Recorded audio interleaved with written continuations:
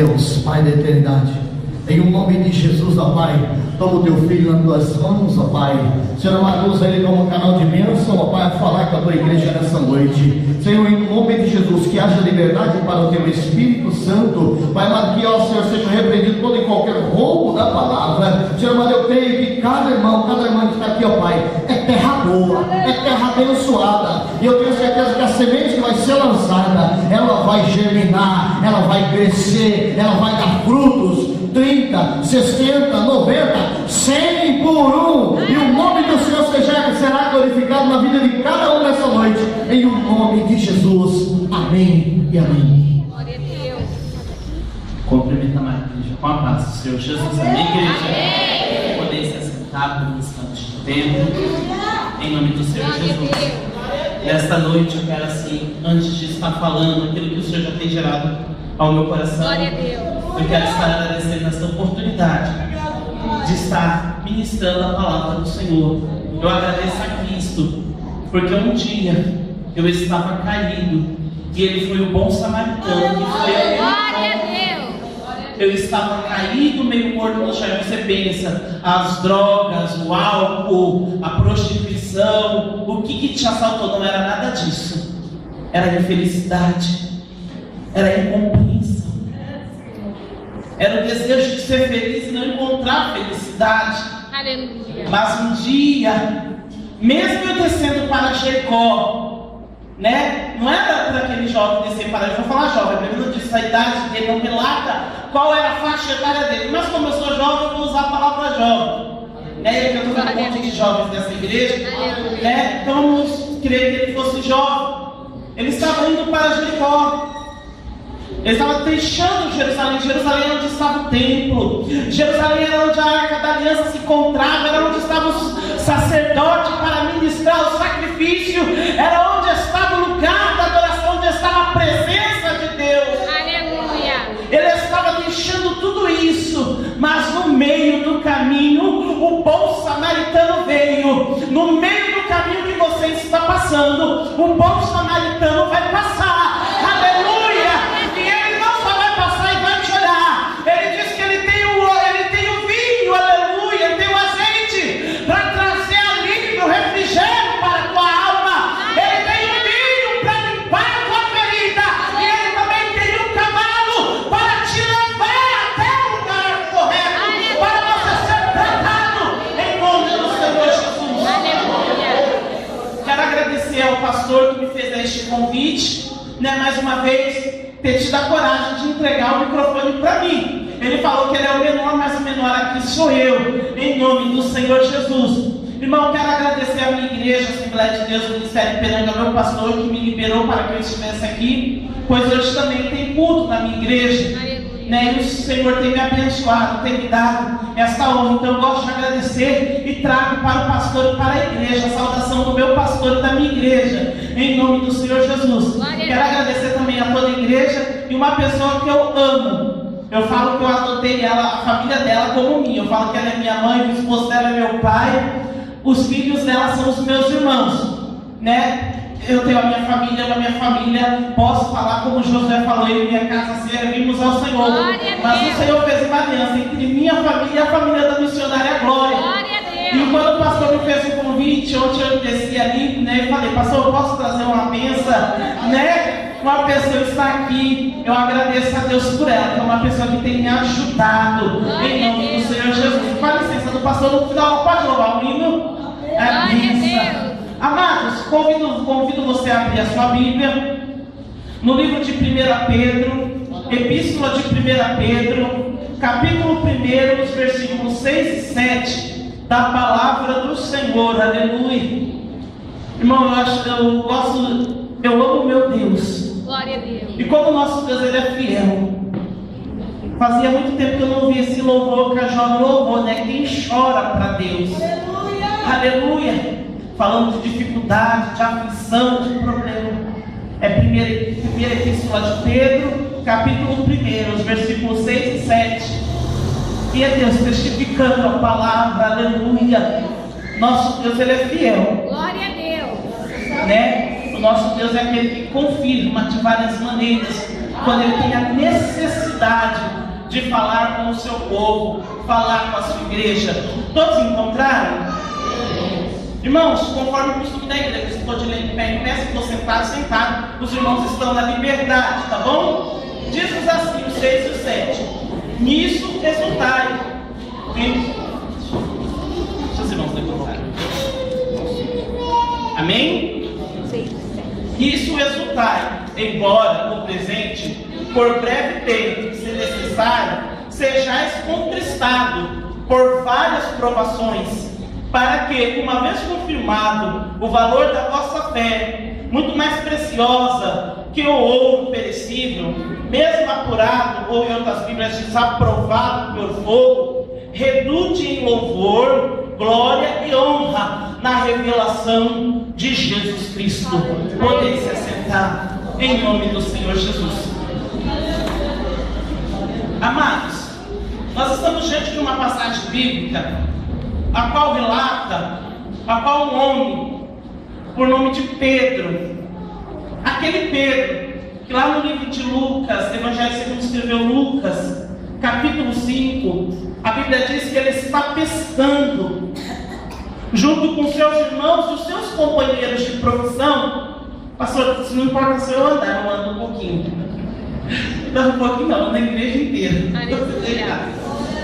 Mas a Bíblia diz onde o Espírito de Deus está aí, a liberdade, eu sou a liberdade. Aleluia. Mas voltando para a palavra, esse homem por nome de Cefas, Pedro, ele estava pescando, e a Bíblia diz que ele passou uma madrugada inteira pescando, e durante toda aquela madrugada, durante toda aquela noite, ele não alcançou o seu objetivo, ele não conseguiu trazer o resultado para o seu trabalho. O seu trabalho que ele saiu para trabalhar, para trazer o resultado, foi frustrante porque ele não produziu, ele não alcançou o seu objetivo. Mas a Bíblia diz que na praia estava passando um homem, aquele, aleluia, que nasceu, que morreu, aleluia, aquele que foi prometido, que diz que da semente da mulher nasceria um que pisaria a cabeça da serpente, aquele homem que foi profetizado, que no ventre da mulher nasceria um menino, um filho se nos deu, o seu nome será Emanuel. Deus conosco estava na beira da praia. Aleluia. E a Bíblia diz que ele fala: olha para Pedro e seus companheiros, volte para o mar, aleluia. E Pedro, irmão, diante desta palavra, ele fala: olha, Senhor, nós já trabalhamos a noite inteira e nada conseguimos. Em outras palavras, não tivemos resultado, não conseguimos o que queria. Mas ele disse: olha, segundo a tua palavra, nós voltaremos. A Bíblia diz que Pedro voltou junto com os seus companheiros de profissão. A Bíblia diz que ele, ouvindo a voz de Jesus, o Jesus que morreu na cruz para te salvar, o Jesus que durante essa campanha tem dito para você: forte, permaneça, persevera, porque a vitória é sua. Ele diz: olha, a estratégia é diferente, o lugar para lançar a rede é diferente, é para a direita, é para a direita, é para a direita. Glória a Deus. E eles lançam a rede para a direita.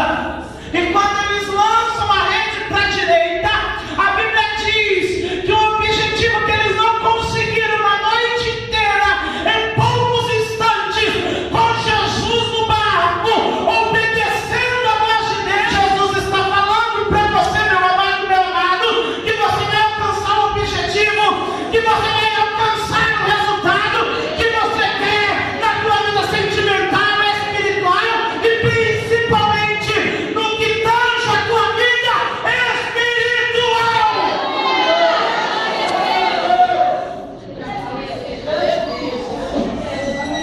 Perdão, igreja.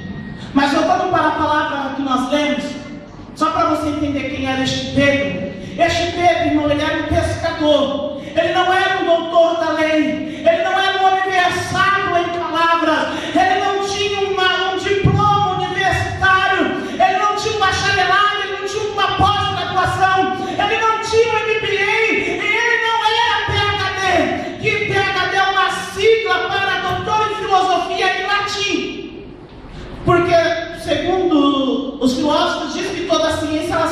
filosofia. Por isso fala que a pessoa é PhD, doutora em filosofia, que ela alcançou o mais alto grau de formação. Aleluia! Esse Pedro, ao qual nós estamos falando, é um Pedro que não sabia ler. Era um Pedro que era aos olhos humanos ignorante. Era um Pedro que era facilmente influenciado. Era um Pedro que era facilmente dominado. Este Pedro que escreveu essa epístola, nós já vamos entrar para você entender o porquê que nós lemos este capítulo. Esse Pedro é o Pedro, irmão, aquele que era movido pelos seus sentimentos. Porque Pedro, irmão, ele era, se fosse nos dias de hoje, o brasileiro dizia que ele era nordestino, sangue quente, aleluia. Louvado seja o nome do Senhor. Esse era um Pedro que ele era movido pelas suas emoções. Você vai ver que várias vezes ele deixa ser levado pelo impulso da situação. Nós vamos ver que quando Jesus é preso lá no monte do Getsemane, Jesus tendo que passar por aquilo, já tendo explicado para os discípulos que era necessário que ele passasse por aquilo, quando o soldado chega para prender Jesus, Pedro arranca a espada da marinha e corta a orelha do soldado malvo. E Jesus vai lá com a sua mão, com o seu poder, e retorna a colocar, querendo dizer para Pedro: olha, Pedro, não é para você agir assim, não é necessário, porque eu preciso sofrer tudo isso. Este mesmo Pedro, irmão, é um Pedro que lá no livro de João, que quando a Bíblia diz que quando Jesus lá ressuscitou e vai diante dos discípulos, eles estão lá, eles estão no mar de Genezaré, os 11 discípulos voltaram a pescar. Jesus morreu, eles pensam que acabou. Ei, irmão, a morte de Jesus não era o fim, era o início de uma nova história. Uma história que começou e que não vai terminar, ela se perpetuará para toda a eternidade. Mas onde terá o seu grande ápice? Quando nós ouvimos soar o toque daquela trombeta e o Espírito Santo nos arrebatar, nos fazendo nos encontrar com o noivo lá na glória. Esse Pedro, irmão, do lado de Genezaré, é aquele que está pescando sem camisa, despreocupado, abandonou tudo. Peraí, já que acabou, então vou voltar para a vida que eu era, aleluia. A Bíblia diz que Jesus Cristo vai diante dele, aleluia. E Jesus está indo ao teu encontro. Jesus está indo ao teu encontro. A Bíblia diz que Jesus indo ao encontro de Pedro e dos discípulos, quando um grita, lá vem Jesus. A Bíblia diz que a primeira atitude de Pedro é se lançar dentro do mar. Em outras palavras, aquele Pedro que estava despreocupado, que tinha abandonado o chamado de Deus, que tinha abandonado o ministério que Deus tinha estado para ele. Eu estou falando tudo isso porque eu quero te dizer que você é escolhido. Esse Pedro, ele se lança, ele reconhece a sua condição de falho pecador e ele se lança dentro do mar. E dentro do mar, a Bíblia diz que quando ele sai, ele tem um diálogo com Jesus Cristo, ele tem um particular. Jesus vai ter particular contigo. E todo mundo que teve particular e teve encontro real com Jesus Cristo foi transformado. A Bíblia diz que Saulo de Tarso, ele teve encontro com Jesus Cristo no caminho de Damasco. E a vida dele foi transformada. De perseguidor foi feito o maior missionário, aleluia, que a igreja primitiva tem, aleluia. A Bíblia diz, aleluia, que Isaías, ele teve um encontro com Deus. A Bíblia diz: eis que vou perecer, porque os meus olhos viram o Senhor. Eu sou um homem de lábios impuros e habito no meio de um povo de impuros lábios. Eu vi o Senhor assentado no alto e sublime trono. Esse mesmo Isaías, ele é transformado no profeta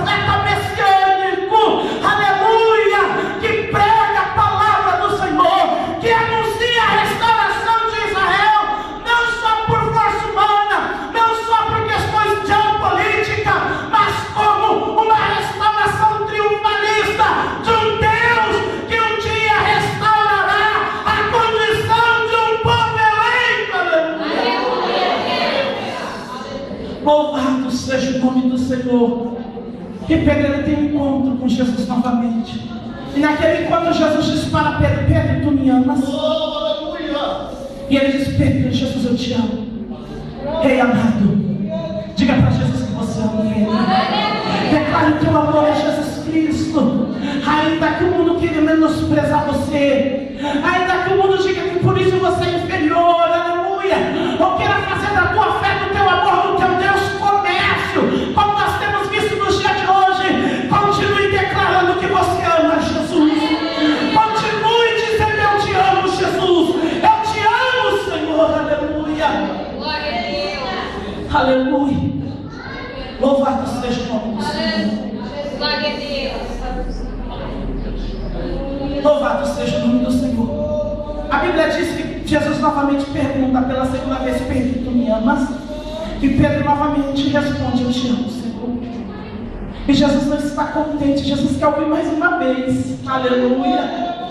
Pedro, tu me amas? Já Pedro, mostrando todo a sua emoção, todo o seu, ai meu Deus, fugiu a palavra quando a pessoa vamos dizer, nervosa já, mas não seria essa palavra correta.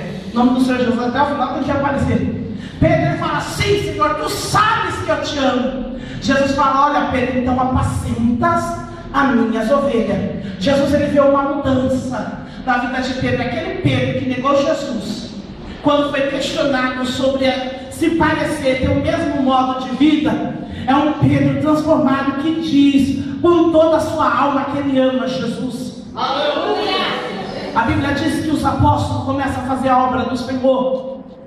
A Bíblia diz que no único dia, quando a igreja estava unânime, reunida no cenáculo do templo, 120 servos fiéis, aleluia. Se fosse no dia de hoje, nós íamos dizer 120 crentes. Se fosse no dia de hoje, 120 evangélicos, aleluia. Mas tinha 120 servos clamando, persistindo em oração. A Bíblia diz que Deus enviou vento veemente, forte, impetuoso. Quando fala de vento veemente, fala de força. Aleluia. Está falando de poder, aleluia. A Bíblia diz que aquele poder encheu toda aquela casa e eles foram batizados pelo Espírito Santo, aleluia. E batismo com o Espírito Santo não é falar em língua como todo mundo pensa. Falar em língua é dom, não é batismo. Batismo é revestimento. Nem todo mundo que fala em línguas, não é porque não fala em língua que não é batizado. Significa que ele não tem um dom, mas que ele é revestido, ele é. Porque tem crente que fala em língua aqui dentro da igreja para fora, ele quer se desviar. Ele não foi batizado, ele não está revestido. Batismo com o Espírito Santo é revestimento de poder. Aquela igreja iniciante foi revestida do poder de Deus. Israel até então, irmão, estava acostumado ao poder das nações que a cercavam. Foi dominado pelos egípcios, foi dominado pelos babilônicos, foi dominado pelos medo-persas, estava sob o domínio dos romanos. Mas agora surge uma igreja, surge um novo movimento, não é um movimento, surge uma igreja no face da terra, que não está mais condicionada à questão humana, ao domínio humano, mas está sobre o poder de Deus. E a Bíblia diz que aquele Pedro sem formação, mas que era escolhido de Deus, ele começa a pregar e entrega 3.000 almas, se rende ao Senhor. A igreja começa a se expandir ali em Jerusalém, começa a haver perseguição. Por que, irmão? Deixa eu te explicar por que Deus permitiu a perseguição no meio de Israel naquele tempo. O povo, os apóstolos, estava acomodado com Jerusalém. Jerusalém está bom, os judeus estão bons, os israelitas está bom para ganhar. Jesus falou: olha, vocês vão começar em Jerusalém, mas vocês não vão ficar em Jerusalém. É por todo mundo que eu quero vocês. Deus permite, irmão, que o Império Romano se levante e comece a perseguir. Começa a perseguir, irmão, um grupo de 3.000 pessoas. Imagine só, 3.000 pessoas dando um trabalho para um império que por Portugal, na Península Ibérica, que pertencia naquela época ao Império Romano, naquela época era conhecido como Luso, o povo luso, como povos das luzes, até, irmão, até beirando a Índia.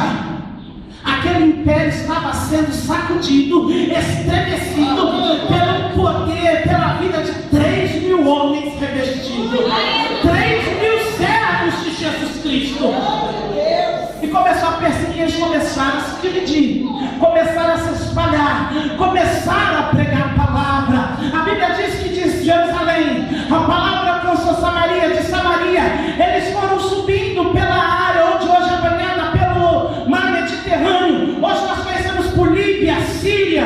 Naquele tempo eram cidades pequenas, povos pequenos. Ela começou pela Filístia, né? E foi subindo, até que essa igreja, ela alcançou uma região maior, uma região mais próspera, uma região, irmão, que ficava no meio do caminho entre Oriente e Ocidente. Neste caminho passava uma coisa chamada um comércio, que era o comércio da seda.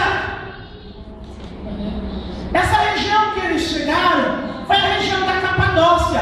Capadócia é uma região central da Ásia Menor, ou onde hoje nós conhecemos por nome de Turquia. Fica no centro da Turquia hoje.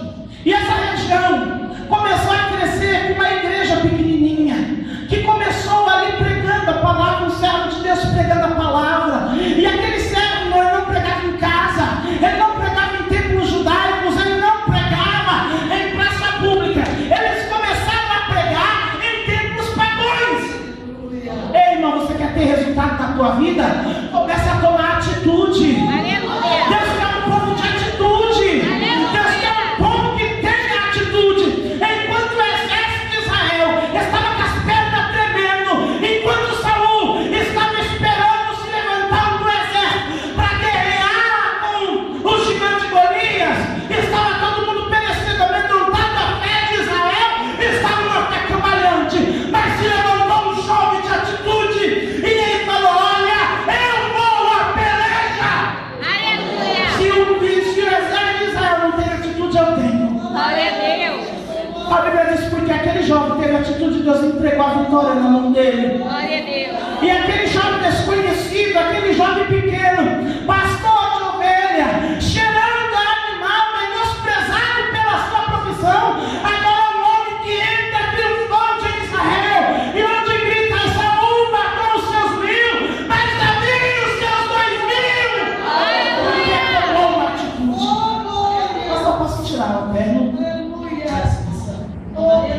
Aleluia, Deus. Aleluia, Jesus. Louvado seja o nome do Senhor. Deus abençoe. Aleluia. Mas voltando, irmão, essa igreja que tomou a iniciativa de começar a pregar dentro dos templos pagãos, dentro dos templos idólatras, naquela região, ela começou a ganhar muitas almas. Aquele povo que era pagão e idólatra, que adorava as imagens de escultura, que dava lucro aos seus senhores naquela região, começou a se converter, começou a aceitar Jesus, e a situação começou a mudar. Aleluia. A tua situação vai mudar, irmão. Quando você começar a fazer a obra do Senhor, é 12 dias de clamor por 12 meses de bênção. Ficar sentado não traz bênção. Tu se levantar, se colocar de pé, regaçar a mão, se dispor e obedecer a Jesus, traz bênção em nome do Senhor. Aleluia. Glória a Porque a Deus. Bíblia diz que quando o povo se obedecesse, Deus falando através do ministério de Moisés, disse assim: olha, quando for para abençoar, olha, manda o sacerdote subir lá no Monte Gerizim. Lugar de bênção, irmão, é o Monte Gerizim. E eu quero te dizer, quem sobe não é você, quem sobe é o sacerdote. Aleluia. Em outras palavras, a bênção ela vem das mãos do sacerdote para você. Glória a Deus. Hoje tem gente correndo atrás do profeta. É igreja mal ensinada. A bênção não vem da mão do profeta, a bênção vem da mão do sacerdote. Aleluia. Hoje, a igreja que é um conselho, a igreja de hoje, que é uma igreja, desculpa, pastor, falar, uma igreja mal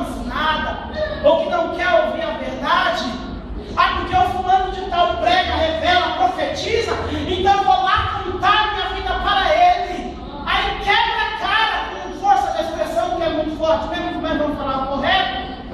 Aí vem choramingando para o pastor. A Bíblia diz que quando Israel estava em dificuldade, ninguém quer contar para o profeta. Raramente você vê o povo contando para o profeta. Eles tinham que trazer para o sacerdote, porque era do sacerdote que tinha a palavra de conselho. Quando Deus tira o povo de Israel do Egito, tinha profetas, tinha profetisa, lá tinha a profetisa Miriam, mas Deus falou, nós vamos ler lá no livro de Gênesis, se não me falha a memória, eu não me lembro o capítulo, diz que quando o povo queria um conselho, eles não pediam para a profetisa Miriam, eles pediam para Moisés, que é líder. Ei, igreja, vai contar o teu problema por fulano, por ciclano, porque ele fala em língua, ele profetiza, ele revela. Fale para Deus, fale para o sacerdote, porque o sacerdote terá o conselho de Deus para Deus. Aleluia. Não estou falando isso aqui para agradar, não. Isso aqui é a palavra de Deus. Não precisa agradar ninguém, não precisa agradar Jesus de Nazaré.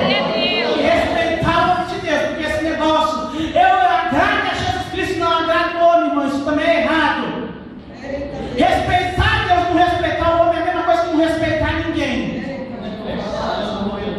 Respeite e obedeça a Deus, mas obedeça também quem está na frente. Porque obedecendo a Ele que você vê, que você obedecerá ao teu Deus que você não vê, mas que você crê que Ele existe. Glória a Deus. Mas voltando, irmão, para Pedro, voltando para essa igreja começou a crescer. Ela começou a crescer. E aqueles donos, aquele sacerdote, você pensa que sacerdote é só Deus que tinha naquele tempo? Não, irmão. No meio do povo idólatra também existia sacerdote. E se você for estudar, você não precisa fazer teologia, irmão, mas se for fazer, faça, porque é bom, né? Você aprende, né? Enquanto estudar, você não precisa fazer, né? Mas, voltando, começa a ler, se você começar a ler a história, a parte chamada de história antiga, que é a história da Bíblia, você vai ver, irmão, que aqueles povos, eles eram dominados por povos idólatras, por religiões politeístas, e cada deus tinha um sacerdote para ministrar os seus sacrifícios. Aqueles sacerdotes, eles viram com os lucros, que as ofertas do seu templo começou a diminuir. Irmão, enquanto o inferno está sendo prejudicado pelas suas atitudes, está tudo bem. Você começou a incomodar o inferno se levanta contra você.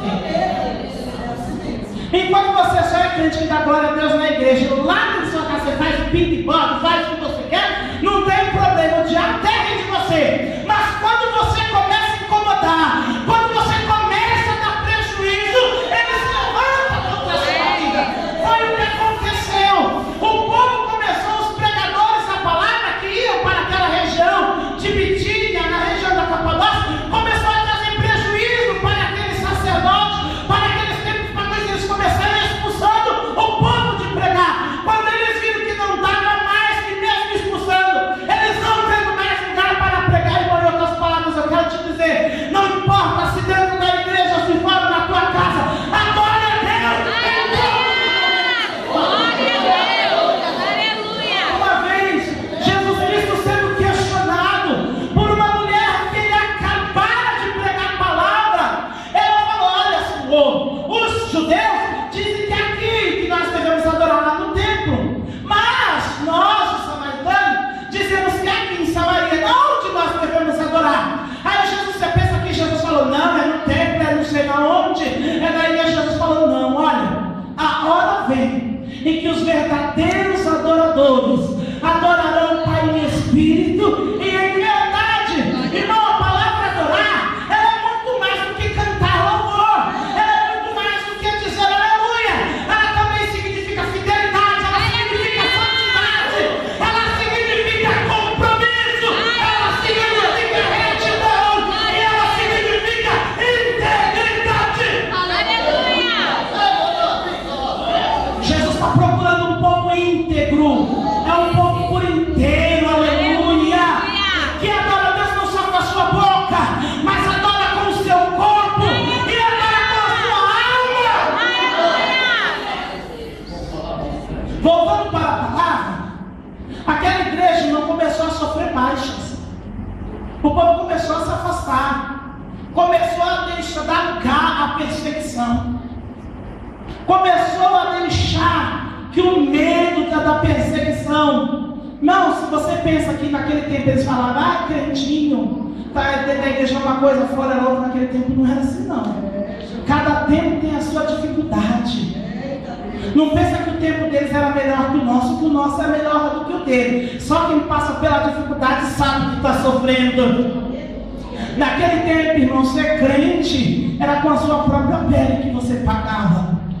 Aqueles que não negavam a Deus, não só na Capadócia, na Ásia Menor, mas em toda aquela região conhecida do velho mundo, do velho continente, como você quiser chamar, ou como os sociólogos, os historiadores chamam, para eles servirem a Cristo, eles tinham que verter o seu sangue, eles tinham que morrer, não negando Jesus.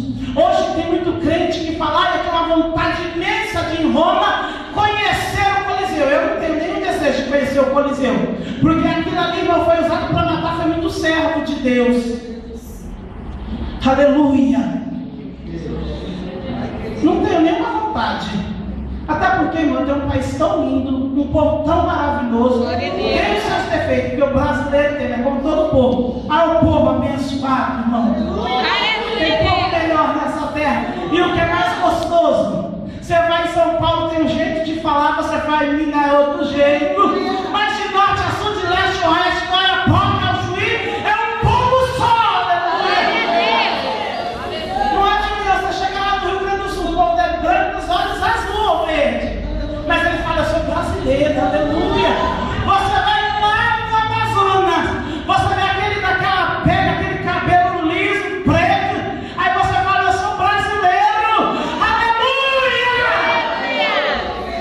Somos o único povo. Tem país, irmão, que você chega lá, ele só tem como um território, porque cada um pensa de um jeito. E cai um por si, Deus por todo, um querendo matar o outro. Mas o brasileiro não, de norte a sul, o nordestino fala um pouquinho mais aberto, o paulista, o povo do sul fala um pouquinho mais fechado, mas é o mesmo povo onde eu amo a todos, aleluia, e onde Jesus me chamou para fazer a obra.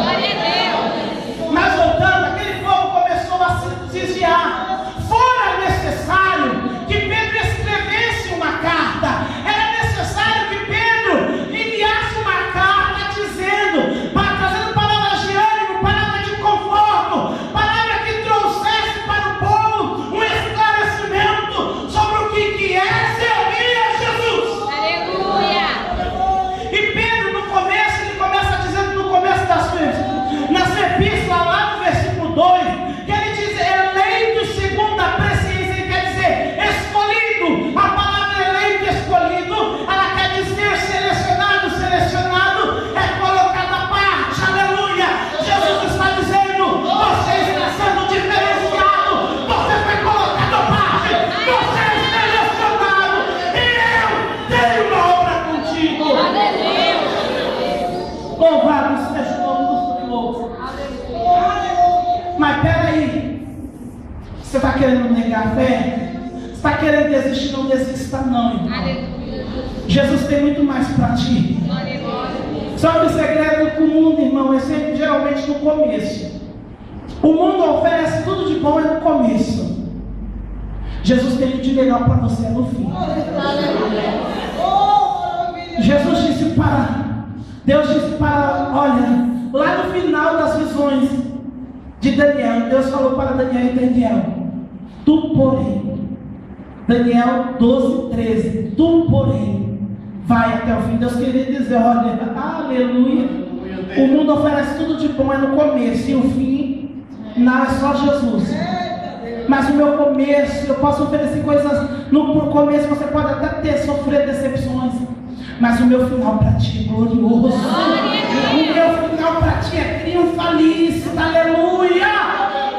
Você vai triunfar em glória. Aleluia. E Pedro escreve uma carta animando o povo a permanecer na fé. Aí ele diz no versículo 6, vamos ler: nisso exultai, quer dizer, alegrai, embora no presente, por breve tempo, se necessário sejais contristados. Ele estava falando, olha, alegrai, porque no começo da vossa fé, no começo da caminhada da igreja primitiva, é necessário passar por provações, é necessário sofrer a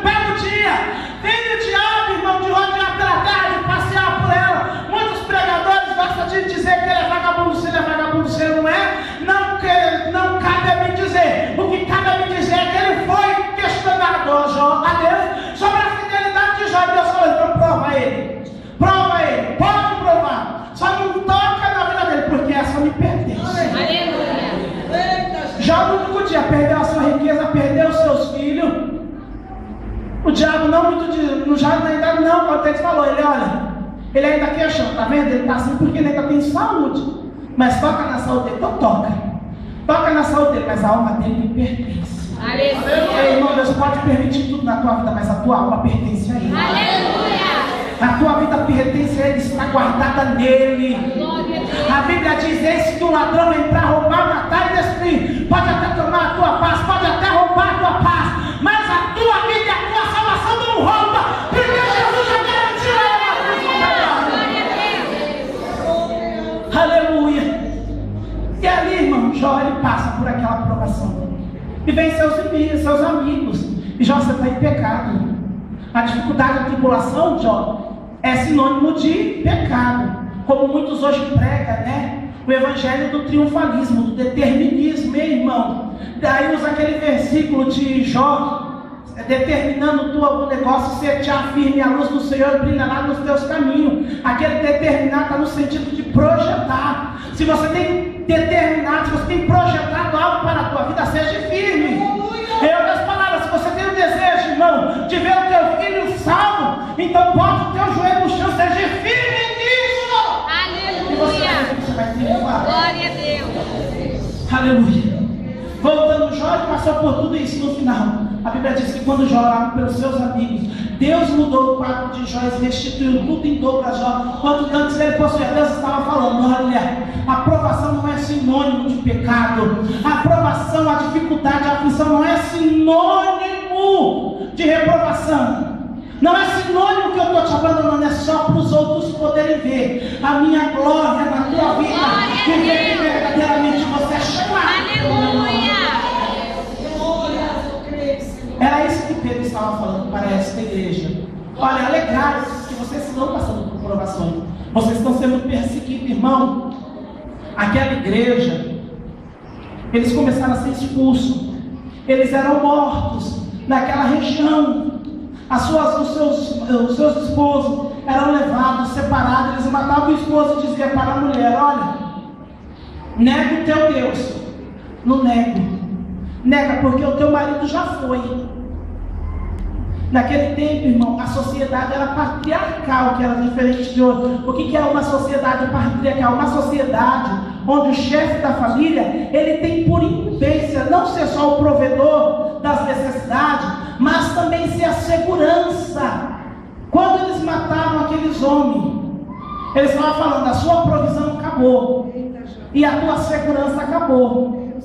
Só que lá tinha uma segurança maior, que não vinha da força do braço, era uma segurança que vinha dos altos céus.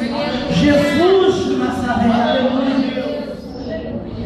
Pedro estava falando: ei, levante a vossa cabeça, erga a vossa cabeça, sofra pelo nome de Jesus Cristo. Ei, irmão, o mundo está te apontando, deixa o mundo falar.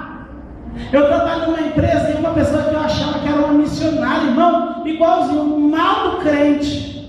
O mal do servo de Deus é quando ele só é guiado pelas vistas.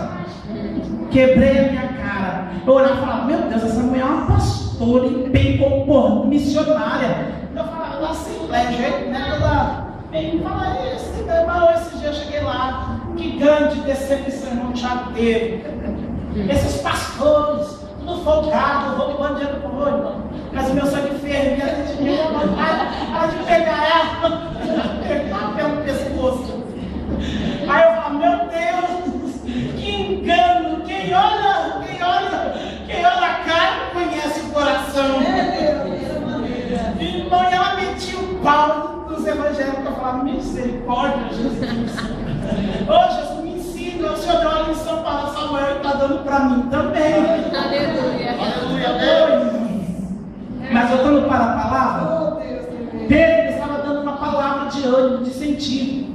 Aquele Pedro ignorante era o mesmo Pedro que já tinha entendido, irmão, o que era o Evangelho de Cristo. Olha, irmão, um homem que não tinha formação nenhuma, ele entendeu que o Evangelho de Jesus Cristo, infelizmente, é sofrimento. Jesus disse: aquele que quiser vir após mim, negue-se a si mesmo, abra mão de si. Tome a sua cruz, e cruz fala de sofrimento, fala de peso, porque a Bíblia não diz que nós não teremos fardo. Ele diz que ele nos dá um fardo suave e leve, mas não diz que não tem fardo. O que ele dá é mais leve, mas não significa que não tem um pezinho para nós carregar. Lógico que tem. Tem a nossa cruz. Eu vou carregar a minha, ninguém vai carregar ela por mim, não. Tem que ser eu. Você vai carregar a sua cruz. A sua mãe, o seu pai, o seu irmão, ninguém vai carregar a sua, é você. Porque ela é do teu tamanho certo. Mas, irmão Tiago, por que a de Jesus teve um homem para ajudar a carregar? Porque a de Jesus não foi feita para ele. Foi feita por um homem muito mais alto que ele. Mas a sua é exatamente do teu tamanho. Não tem esse negócio de querer cortar, diminuir, pegar do irmão, não. A tua vai servir no momento certo. Você vai ver que é o tamanho certo para você atravessar o vale que vai vir.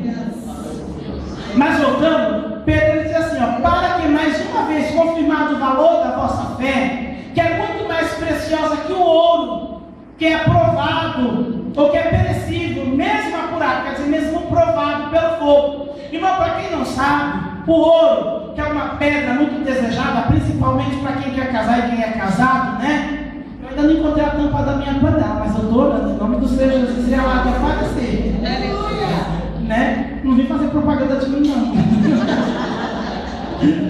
Não é porque as pessoas pensam que é fazer, não. Mas Jesus, se tiver aqui, a gente conta, né, pastor?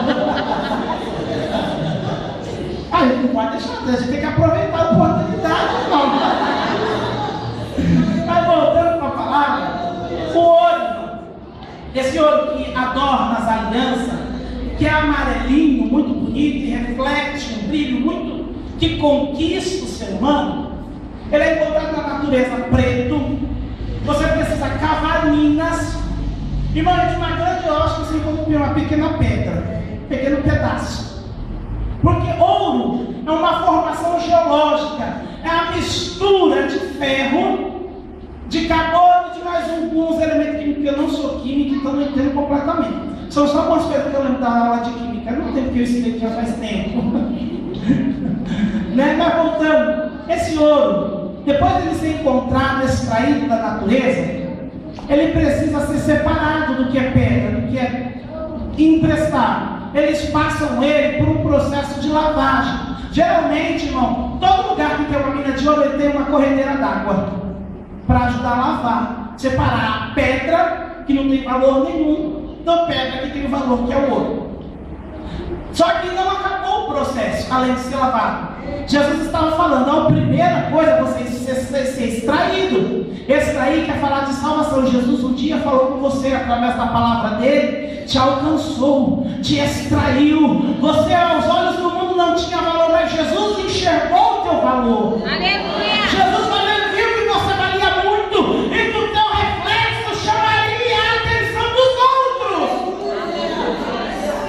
Por isso você está sendo provado. Segundo, não só de ser extraído, você precisa ser lavado. E o processo de lavar, irmão, é diferente. Você coloca, vamos dizer, uma peneira, e ali você vai peneirando na água. A pedra, aquilo que é, fala, pó da pedra que foi extraído, vai caindo, vai sendo levado pela água.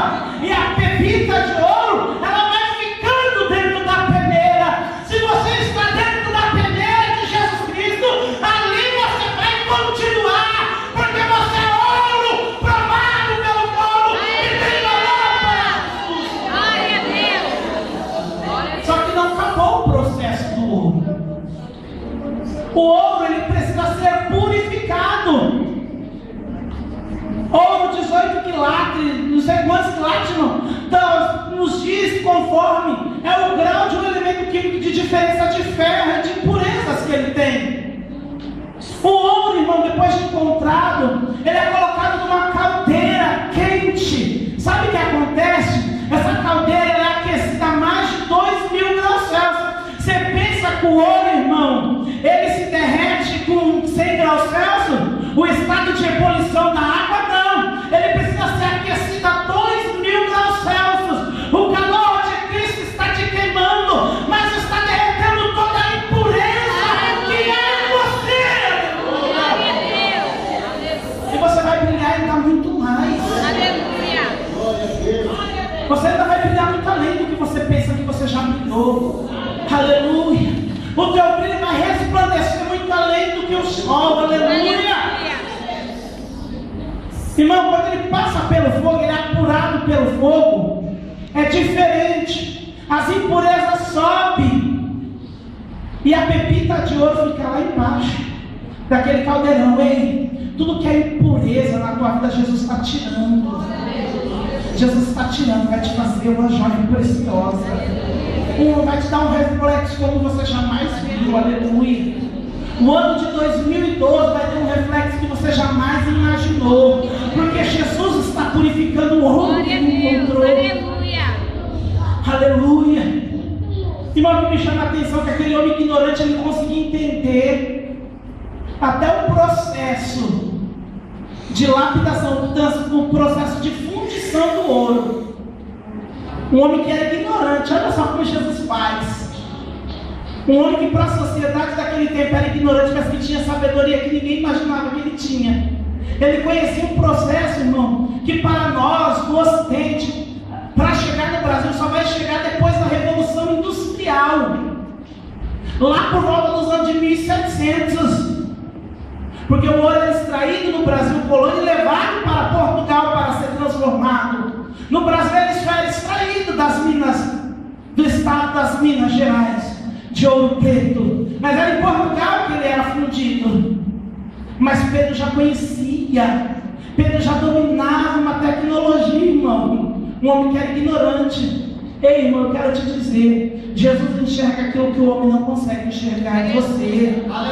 O homem te põe limites, mas Jesus demonstra que os limites são muito mais além do que ele imagina. Aleluia. Aleluia. Por fora você não pode trazer nada, mas por dentro Jesus está dizendo que você vai dar grandes frutos. Glória a Deus. Jesus encontrou um potencial que ninguém jamais encontrou em você. Aleluia. E depois, irmão, esse ouro ele é moldado. E Pedro estava falando, olha, quando ele fala do dia louvor, ele está falando sobre o ouro moldado, que já tem o seu valor, que já é desejado, que é caro, aleluia. Jesus está dizendo que você é caro.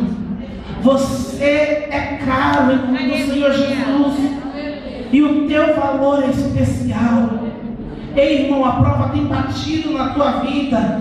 O ano de 2011 terminou e você chorou. Mas faça creia que Jesus, ele ouviu o teu choro, ele viu o teu choro, interpretou as tuas lágrimas.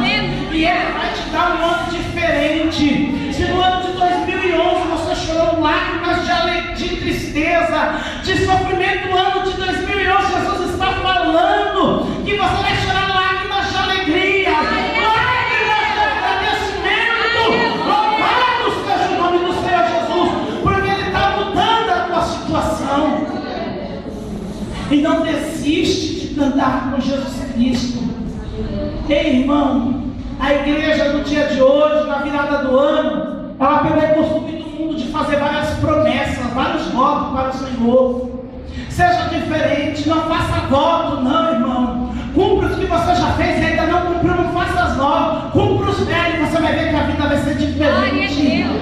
Que você vai ver que coisas grandes Jesus vai fazer na tua vida, em nome do Senhor Jesus. Porque o teu Deus, ele te chamou, o teu Deus, ele te escolheu, e ele é contigo, em nome do Senhor Jesus. Aplauda o Senhor bem forte, para a glória de Deus.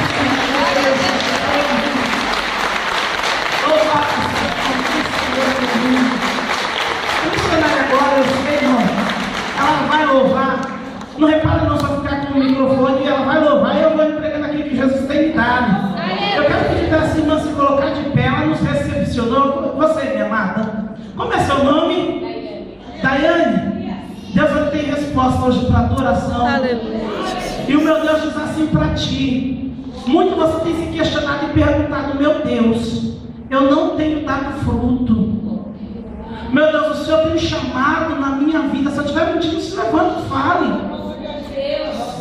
Senhor, tu tem obra comigo na face dessa terra. Então diga, Deus está dizendo que grande é o chamado que Ele tem contigo na terra. Ei, mulher, eu vejo você pregando a palavra do Senhor e vida se convertendo. Meu Deus, me diz assim, que tu pisará em terra que você jamais imaginou. E todo mundo pensa, é no exterior, Estados Unidos